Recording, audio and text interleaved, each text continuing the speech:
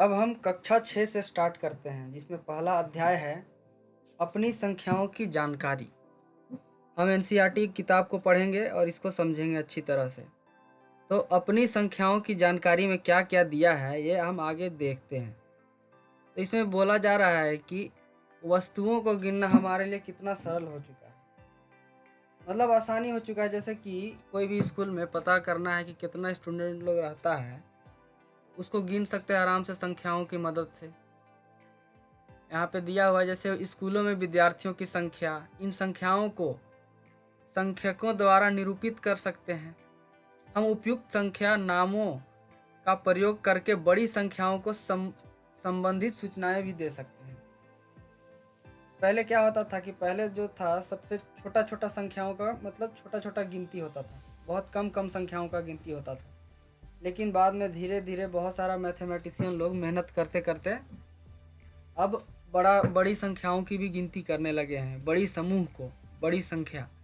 तो अभी तक हमने पढ़ा था कि संख्याओं का जोड़ना, उनका घटाव, गुना, भाग इत्यादि ये सब चीज़ें हम पढ़े थे कि दो संख्या को कैसे जोड़ा जाता है, कैसे उसको गुना किया जाता है, दो संख्या को कैसे भाग दिया जाता है। ये सब अभी हम लोग पढ़ चुके थे। तो इसमें देखते हैं कि आगे हमको क्या पढ़ना है। तो आगे दिया हुआ इस अध्याय में हम कुछ समीक्षा और पुनरावलोकन के साथ इन रुचिपूर्ण बातों पर आगे कदम बढ़ाएंगे। पहला जो टॉपिक है इसमें दिया हुआ है कि संख्याओं की तुलना। जैसे कि दो संख्या दे दिया है, ठीक है। अब बोलेगा कि तुलना करके बताओ कि कौन बड़ा है कौन छोटा है।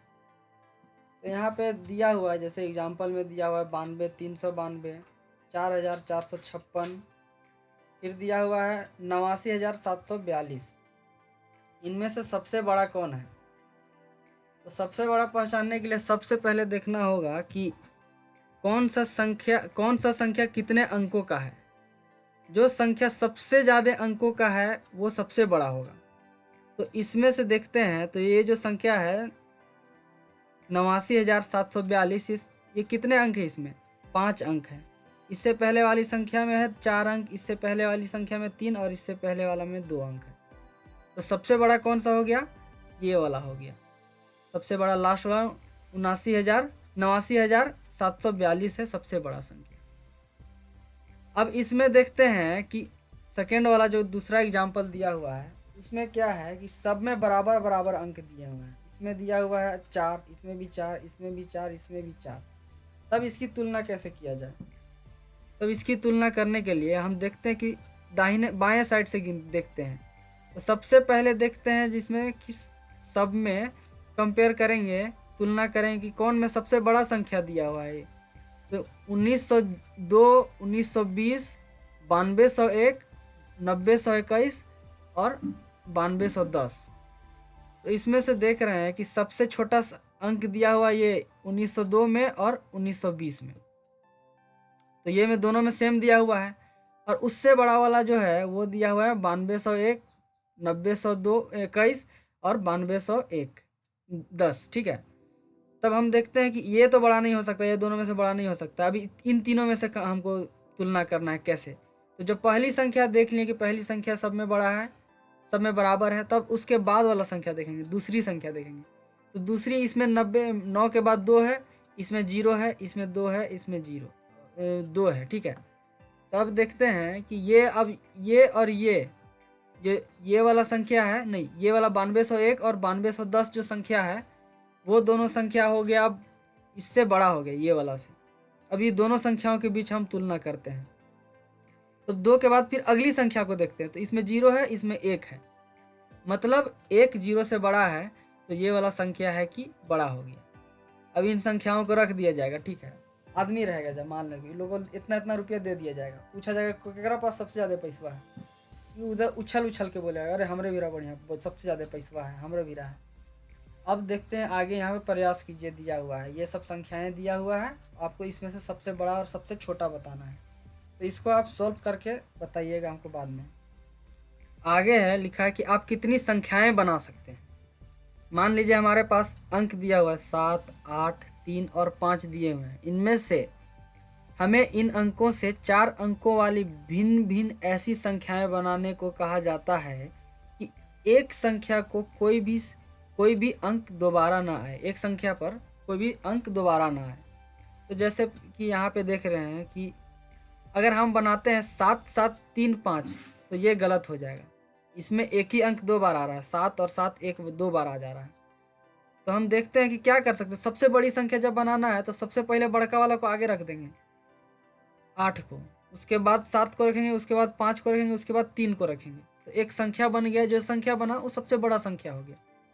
और जो सबसे छोटी संख्या बनाना है तो उसके लिए सबसे पहले 3 को रखना होगा, कि सबसे छोटा है 3 में, उसके बाद 5 को रखेंगे, उसके बाद 7 को, उसके बाद 8 को। मतलब यहाँ पे क्या हो रहा है कि जो छोटी संख्या अगर बनाना है तो सबसे छोटका को पहले रखना, उसके बाद उससे बड़का, उसके बाद उसके बड़का, ऐसे करके रखना है। और सबसे बड़ा संख्या बनाना है तो सबसे बड़का को पहले रखना होगा। लेकिन हमको याद रहे कि ये संख्या रिपीट नहीं होना चाहिए। ठीक है, 8 है तो 8 2 बार नहीं आना चाहिए, यहाँ पे कंडीशन लगा हुआ है, यही करना है।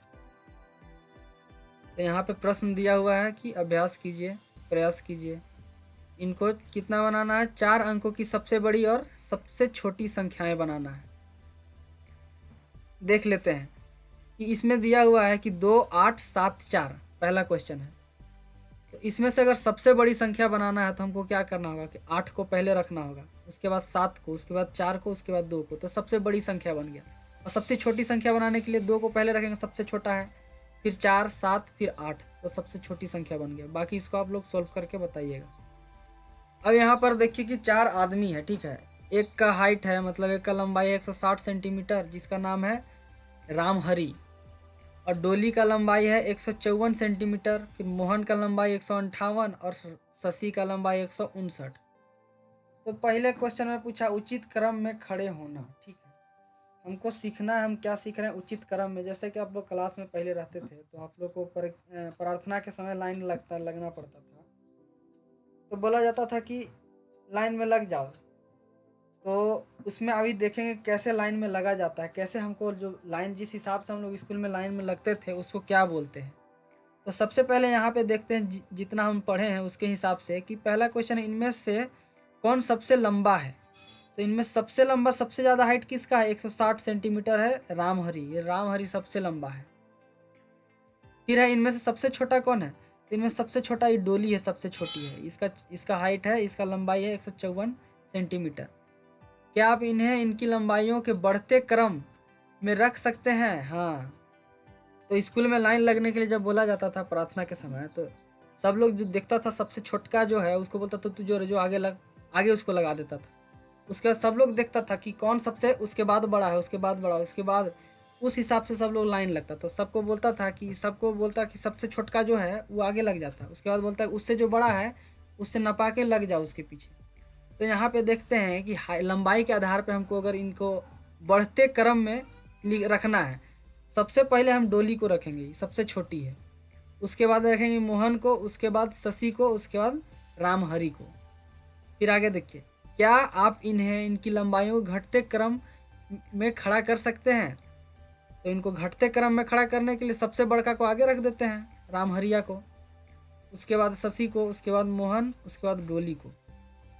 अब मान लेते हैं, देखिए सोहन और रीता है, दोनों अलमारी खरीदने गए बाजार में। ठीक है, तो उन लोगों को बहुत सारा अलमारी दिखा वहाँ पे, सबका दाम अलग अलग था। इस तरह से लिखा था, पहला वाला के 2635 रुपया, दूसरा का 1897 रुपया, 2854, इस तरह से सब दाम लिखा हुआ था। तो आपसे क्वेश्चन है कि इनके बढ़ते क्रम में लिखना है, इनके मूल्यों को बढ़ते क्रम में लिखना है और घटते क्रम में भी लिखना है। ये सोच के आप लिख के दीजिएगा कमेंट में। अब देखते हैं कि अवरोही क्रम, आरोही क्रम किसको बोलते हैं। आरोही क्रम या बढ़ते हुए क्रम, मतलब कि किसी भी चीज़ को हम बढ़ते हुए क्रम में लिखते हैं, रखते हैं, उसको हम आरोही क्रम बोलते हैं, जिसको इंग्लिश में असेंडिंग ऑर्डर भी बोला जाता है। तो सबसे पहले इसके लिए क्या करना होगा, तो बोले थे सबसे छोटा वाला को पहले रखना पड़ेगा, उसके बाद उससे बड़ा, उसके बाद बड़ा, बड़ा बड़ा करते करते सबसे लास्ट में जो सबसे बड़ा होता है उसको रखना रहता है, उसको बोलते हैं आरोही क्रम। और दूसरा होता है अवरोही क्रम, डिसेंडिंग ऑर्डर उसको इंग्लिश में बोलते हैं। तो इसमें उल्टा हो जाता है कि सबसे बड़का को पहले रखना पड़ता है, सबसे छोटका रहता है सबसे लास्ट में रहता है, तो उसको बोलते हैं अवरोही क्रम, मतलब घटते क्रम में रखते हैं।